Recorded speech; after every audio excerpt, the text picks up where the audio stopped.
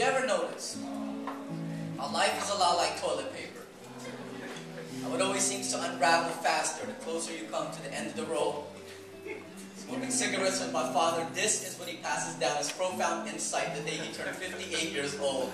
My father has never been clever with metaphors. He attends a prayer group on Saturdays, goes to church on Sundays, and once a month volunteers to serve communion to the elderly at the local retirement home.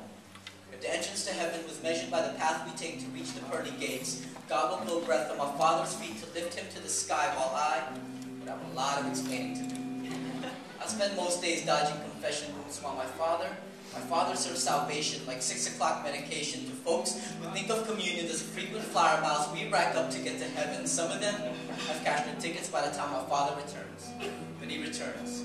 If not for them, then for the old man in room 14. For him, my father remains persistent, peers into his room and offers communion as if this time will be different, only to be met each month by a face as distant as the relatives who no longer visits. But for the first time last week, the old man said yes.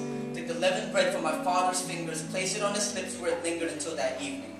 He went to sleep and never woke again. Went to sleep with nothing more than a bedpan that needs cleaning, a three-piece suit to be buried in, and the one question my father started asking since. What is about death that makes a man finally come to terms with God? I am the wrong guy to be asking.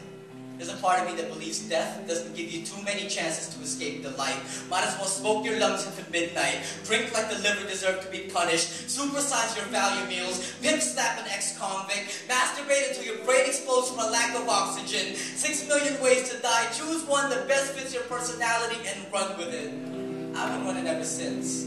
Running, going through life as fast as I blow through cigarettes. Tipsy, walking on the ring of shot glasses, haphazard and reckless. Eyes wide open, searching for places I'm hoping God will never find me until I see my father.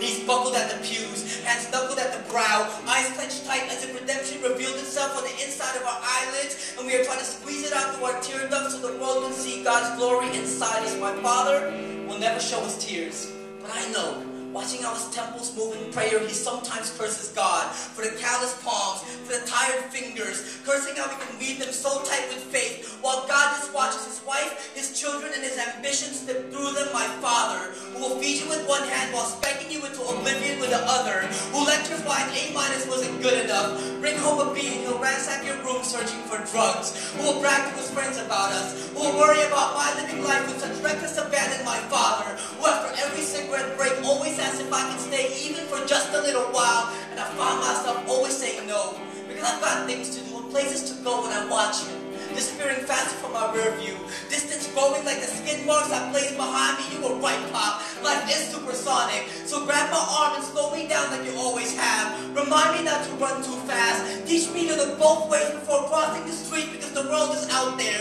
blazing by at high speed, and I get lost way too often.